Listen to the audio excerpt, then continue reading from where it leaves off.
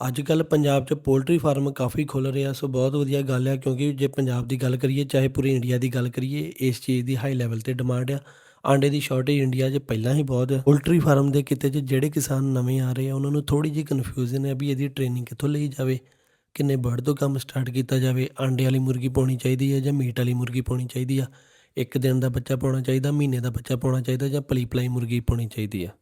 ਇਸ ਕਿੱਤੇ ਦਾ ਜਿੰਨਾ ਕੁ ਸਾਨੂੰ ਐਕਸਪੀਰੀਅੰਸ ਹੈ ਆਪਾਂ ਉਹ ਵੀ ਸ਼ੇਅਰ ਕਰਾਂਗੇ ਅਤੇ ਸਾਡੇ ਨਾਲ ਜਿਹੜੇ ਹੋਰ ਫਾਰਮਰ ਕੰਮ ਕਰਦੇ ਉਹ ਵੀ ਆਪਣਾ ਐਕਸਪੀਰੀਅੰਸ ਸ਼ੇਅਰ ਕਰਨਗੇ ਅਤੇ ਵੀਡੀਓ ਆਪਾਂ ਇੰਸਟਾਗ੍ਰਾਮ ਅਤੇ ਫੇਸਬੁੱਕ ਪੇਜ 'ਤੇ ਪੋਸਟ ਕਰਾਂਗੇ। ਧੰਨਵਾਦ ਜੀ, ਸਤਿ ਸ਼੍ਰੀ ਅਕਾਲ।